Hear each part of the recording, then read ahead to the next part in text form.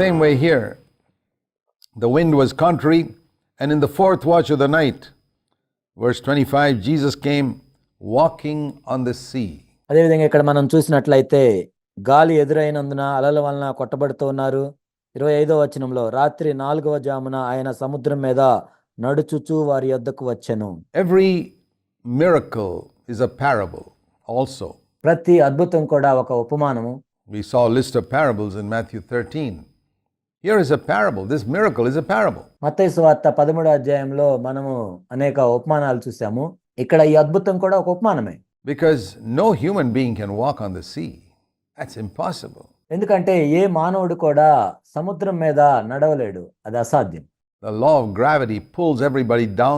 They'll drown in the sea. I mean, look at the millions of people who have drowned in the sea.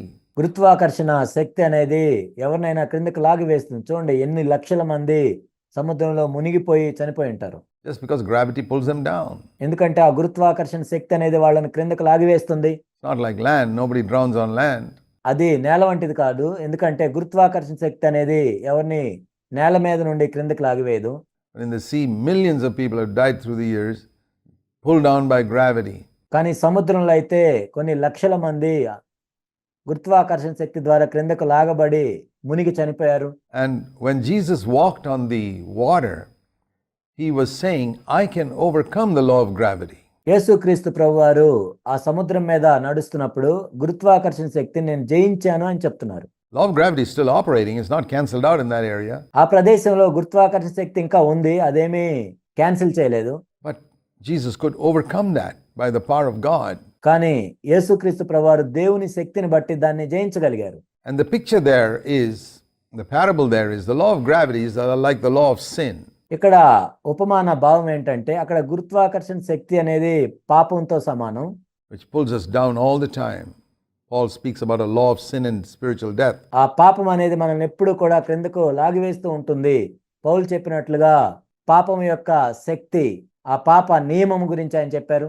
In Romans 7, a law of sin and spiritual death. రోమా 7లో ఆయన చెప్పారు పాపము యొక్క నియమము, పాప మరణముల యొక్క నియమము. That's operating in every part of the world, and it's always pulling us down like the law of gravity. ఈ లోకంలో ఆ పాప నియమం అనేది ప్రతి చోట పనిచేస్తూ ఉంటుంది. గురుత్వాకర్షణ శక్తి వల్ల అది ఎప్పుడు కూడా క్రిందకు లాగివేస్తూ ఉంటుంది. Every single moment, 24 hours a day, 7 days a week. రోజుకి 24 గంటలు, వారానికి 7 రోజులు, ప్రతి నిమిషము కూడా అది పనిచేస్తూనే ఉంటుంది. The law of gravity operates upon us, and the law of sin and death operates upon us. గురుత్వాకర్షణ శక్తి మన మీద పనిచేస్తుంది, పాప మరణముల నియమము కూడా మన మీద పనిచేస్తూ ఉంటుంది. Upon every human being, Christians included, all the time. ప్రతి మానవుని మీద అది పనిచేస్తుంది, క్రైస్తవుల మీద పనిచేస్తుంది, ఎల్లప్పుడూ కూడా పనిచేస్తుంది. But when Jesus was walking on the water, he was saying, I can overcome that by the power of God. కానీ యేసుక్రీస్తు ప్రభువారు నీటి మీద నడుస్తున్నప్పుడు దేవుని యొక్క శక్తిని బట్టి గురుత్వాకర్షణ శక్తి నేను జయించాను అని చెప్తున్నారు. He never sinned. ఆయన ఎప్పుడు పాపం చేయలేదు. The law of gravity pulled him down, the law of sin and death pulled him down, but he never sinned. He walked over it. గురుత్వాకర్షణ శక్తి ఆయన క్రిందికి లాగివేస్తుంది, పాప మరణముల నియమం ఆయన క్రిందికి లాగివేస్తుంది, కానీ ఆయన ఎప్పుడు మునిగిపోలేదు. ఆయన దాన్ని జయించి దాని మీద నడుస్తున్నారు. It says in Hebrews 5:7 that Jesus prayed with loud crying and tears to be saved from that law of sin and death. Hebrew 5:7 మనం చూస్తాం, ఆయన మహారోదనతోనూ కన్నీళ్లతోనూ విజ్ఞాపన చేశారు, ఎందుకంటే ఆత్మ సంబంధమైన మరణము నుండి రక్షించబడాలని. And he was heard. ఆయన ప్రార్థన అంగీకరించబడింది. That the law of death couldn't pull him down. ఆ మరణం యొక్క నియమము ఆయన క్రిందకు లాగివేయలేదు, ఆయన ప్రార్థన ఆలకించబడింది. He was heard because of his godly fear.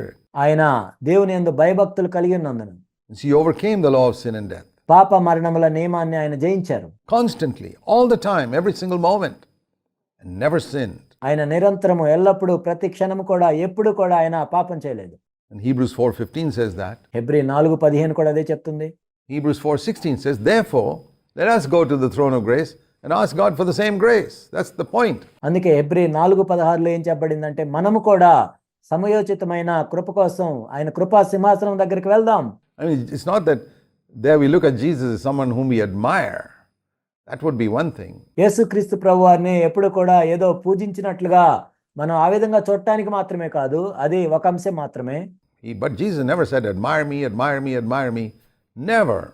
He always said, follow me, follow me, follow me. కానీ యేసుక్రీస్తు ప్రభువారు ఎప్పుడు కూడా నన్ను అభినందించండి అభినందించండి అభినందించండి అని చెప్పలేదు. కానీ ఆయన ఎప్పుడు కూడా చెప్పింది ఏంటంటే నన్ను వెంబడించండి వెంబడించండి వెంబడించండి.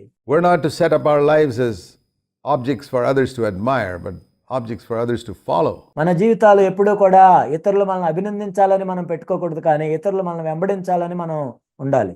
So Jesus never said, admire me. So if you're admiring Jesus, you're not a disciple. యేసు ప్రభు ఎప్పుడు కూడా నన్ను అభినందించండి అని చెప్పలేదు. కేవలం నువ్వు అభినందించేవాడిగా ఉన్నట్లయితే నువ్వు శిష్యుడు కాదు. You follow. When you break bread at the Lord's table, you're not admiring Jesus. You're saying, Lord, I want to go the same way. I want to be broken the way you were broken. నువ్వు ఆయన్ని వెంబడించాలి. నువ్వు రొట్టె విరుస్తున్నప్పుడు కూడా ప్రభా నేను అభినందిస్తున్నానని నువ్వు చెప్పట్లేదు, కానీ ప్రభా నేను వెంబడిస్తున్నాను, నువ్వు వెళ్ళిన మార్గం నేను వెళ్తానని నువ్వు చెప్తున్నావు. నువ్వు విరగొట్టబడినట్లుగా నేను విరగొట్టబడతానని నువ్వు చెప్తున్నావు.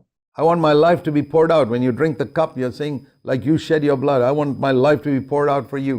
నీవు ఆ పాత్రలోని త్రాగినప్పుడు నువ్వే విధంగా అయితే పానార్పణంగా పోయబడ్డావో నేను కూడా పానార్పణంగా పోయబడటానికి సిద్ధపడతాను అని నువ్వు చెప్తున్నావు. If you're only admiring Jesus, then when the bread comes your way in at the time of the Lord's Supper, you must just look at it, admire it and say, wow, what a lovely bread, and pass it on to the next person. నువ్వు కేవలం ప్రభువును అభినందించేవాడిగా మాత్రమే ఉన్నట్లయితే నీ దగ్గరికి రొట్టె వచ్చినప్పుడు ఆ రొట్టెను చూసి ఆహా ఈ రొట్టె ఎంత బాగుంది అని వేరే వాళ్ళకి ఇస్తావు. Without touching it, because you don't want to follow Jesus, you just want to admire him. దాన్ని ముట్టుకోకుండా వేరే వాళ్ళకి ఇస్తావు, ఎందుకంటే నువ్వు ప్రభువును వెంబడించడానికి సిద్ధంగా లేవు, కానీ కేవలం ఆయన అభినందిస్తున్నావు అంతే.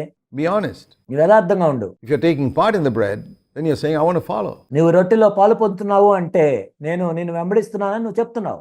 And follow means, hey, I can also overcome. And that's the most important part of this miracle. వెంబడించటం అంటే అయితే నేను కూడా దీన్ని జయించగలను అని నువ్వు చెప్పటం, అదే ఇక్కడ అత్యంత ప్రాముఖ్యమైనది ఈ అద్భుతంలో. Because when the disciples saw him walking on the sea, they were frightened. ఆయన సముద్రం మీద నడుచుట శిష్యులు చూచి భయపడ్డారు. And then say, hey, this is a ghost. They cried out for fear. భూతమని చెప్పుకొని భయం చేత కేకలు వేశారు. They had fear of ghosts way back there in the first century too. మొదటి శతాబ్దంలో కూడా వాళ్ళకి ఇదే భయం కలిగి ఉన్నారు, భూతమని. And immediately Jesus spoke to them saying, take courage. It is I, be not afraid. What a word. వెంటనే యేసు ధైర్యం తెచ్చుకోండి, నేనే, భయపడకూడని చెప్పాను. ఎంత గొప్ప మాట కదా ఇది. Never be discouraged. Because the Lord says, it's me. I'm here. మీరు అధైర్యపడవద్దు, నేనే, భయపడొద్దు.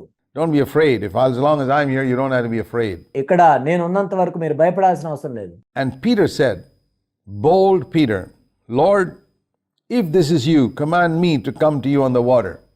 Now I want to apply this spiritually. పేతురు ఎంతో ధైర్యంగా చెప్తూ ఉన్నాడు, ప్రభువా నీవే అయితే నీళ్ల మీద నడిచి నీ యొద్దకు వచ్చుటకు నాకు సెలవు అని ఆయనతో నేను ఆత్మీయంగా దీన్ని నేను అన్వయించాలనుకుంటున్నాను.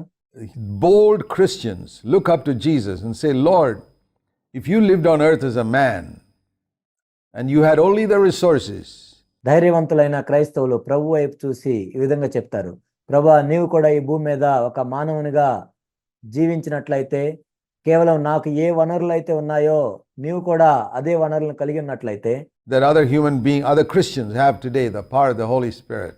ఇతర క్రైస్తవులకు ఏ వనరులు అయితే ఉన్నాయో పరిశుద్ధాత్మ అనే వరాన్ని మాత్రమే కలిగి ఉన్నట్లయితే, then bid me also to step out and overcome the law of sin and death like you did.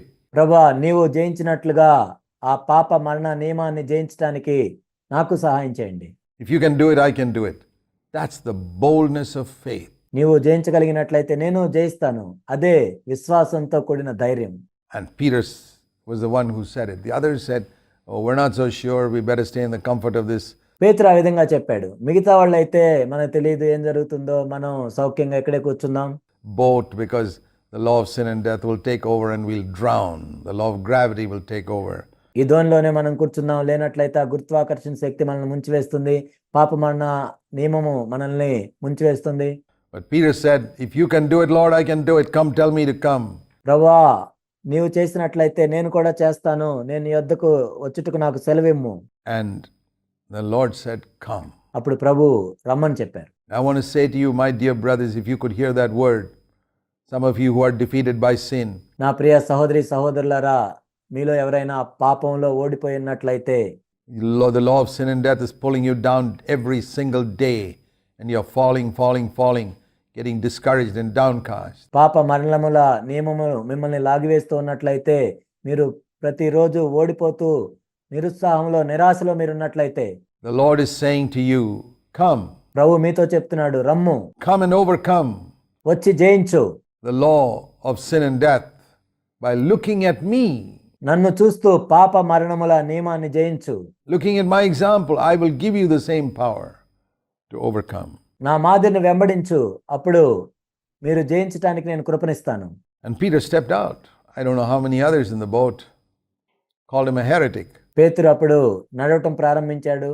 బహుశా ధోనిలో ఎంతమంది ఉన్నారో మనకు తెలియదు. ఆయన తప్పుడు సిద్ధాంతాన్ని నమ్మాడని అని ఉండొచ్చు. For trying to believe that he could overcome the law of sin and death. It certainly happens today. ఎందుకంటే పాప మరణముల నియమాన్ని జయిస్తానని వెళ్తున్నాడు అని వాళ్ళు నిందించి ఉండొచ్చు.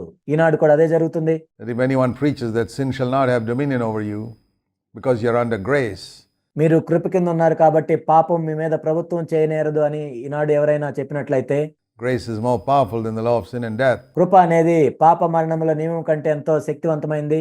Romans 6:14, they call you a heretic for believing scripture. రోమా 6:14లో ఉన్నట్లుగా లేఖనంలో ఉన్నది చెప్పినా కానీ నీవు తప్పుడు సిద్ధాంతాన్ని బోధిస్తున్నావు అంటారు. That's the tragic state of Christendom today. ఈనాటి క్రైస్తవత్వం అంత విచారకరమైన స్థితిలో ఉంది. Where if somebody preaches, no, we can never overcome sin, we just keep on sinning till our dying day.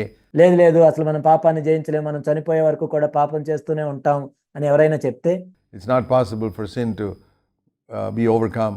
They say, you're a true servant of God. పాపాన్ని జయించడం సాధ్యం కాదని ఎవరైనా చెప్తే నీవు నిజమైన దేవుని సేవకునివి అని అంటారు. The devil succeeded in turning the truth of God upside down, దేవుని యొక్క సత్యాన్ని తలక్రిందులుగా చేసే విషయంలో అపవాది విజయం సాధించాడు. so that the true servants of God are called heretics and the heretics are called true servants of God. Can you imagine what a work the devil has done? నిజమైన దైవ సేవకులనేమో తప్పుడు సిద్ధాంతాలు బోధించే వాళ్ళు అంటున్నారు, తప్పుడు సిద్ధాంతాలు బోధించే వారినేమో నిజమైన దైవ సేవకులు అంటున్నారు. అపవాది గొప్ప పని చేశాడో మీరు గమనించారా? And I'm surprised at the thousands of blind and dumb Christians who sit like idiots and believe all this rubbish. వేల మంది క్రైస్తవులు గుడ్డివారిగా ఉండి, తెలివి లేని వాళ్ళుగా ఉండి ఈ తప్పుడు సిద్ధాంతాలన్నీ నమ్ముతూ ఉన్నారు. దాన్ని చూసి నేను ఎంత ఆశ్చర్యపోయాను. Contrary to God's word. ఇది దేవుని యొక్క వాక్యానికి విరోధం. Like those disciples who'd like the comfort of the boat. Thank God for every man like Peter who steps out and says, Lord, if you can overcome the law of sin and death, so can I. వాళ్ళు ఆ ధోనిలో కూర్చొని ఆ విధంగా అనుకుంటున్నారు. కానీ పేతురు వంటి వాళ్ళని బట్టి దేవునికి వందనాలు ప్రభువా, ఇది నువ్వు జయించినట్లయితే నేను కూడా జయిస్తాను. Because you were a man like me and the power of the Holy Spirit worked in you, the same power of the Holy Spirit you've given to me today. ప్రభువా, నీవు కూడా నా వంటి మనుషుడివే, నీలో పనిచేసిన ఆ పరిశుద్ధాత్మ యొక్క శక్తి ఈరోజు నాలో కూడా పనిచేస్తుంది కాబట్టి నేను కూడా ఆ పాప మరణముల నియమాన్ని జయిస్తాను. Unlike in the old covenant where they did not have the power of the Holy Spirit. పాత నిబంధన వారిలో అయితే పరిశుద్ధాత్మ యొక్క శక్తి అనేది ఉండేది కాదు. So Peter steps out and lo and behold, here's the greater miracle. A greater miracle than Jesus walking on the water is Peter walking on the water. Don't you agree? కాబట్టి పేతురు ఆ దోణి దిగి నీళ్ల మీద నడవటం ప్రారంభించాడు. ఇక్కడ మనం చూసినట్లయితే యేసుక్రీస్తు ప్రభువారు నీళ్ల మీద నడవటం కంటే పేతురు నీళ్ల మీద నడవటం అనేది గొప్ప అద్భుతం. దీంతో మీరు ఏకీభవించరా? For Jesus to walk on the water is not such a great thing. యేసుక్రీస్తు ప్రభువారు నీళ్ల మీద నడవటం గొప్ప సంగతి ఏం కాదు. But for Peter to walk on the water is an amazing thing. కానీ పేతురు నీళ్ల మీద నడవటం అనేది ఎంతో గొప్ప అద్భుతం. For Jesus to overcome sin is not such a great thing. యేసుక్రీస్తు ప్రభువారు పాపాన్ని జయించడం అనేది గొప్ప సంగతి ఏం కాదు. But for you and I to overcome sin, wow. కానీ నీవు నేను పాపాన్ని జయిస్తే అది ఎంత గొప్ప అద్భుతమో కదా. That's really amazing, and that's what the Lord says he'll do for us. It's not without his power, with his power of course. అది ఎంతో గొప్ప అద్భుతం. కానీ యేసుక్రీస్తు ప్రభువారు అదే చెప్తున్నారు, ఆ విధంగా చేస్తానని. కానీ మన సొంత శక్తితో కాదు, ఆయన శక్తితో.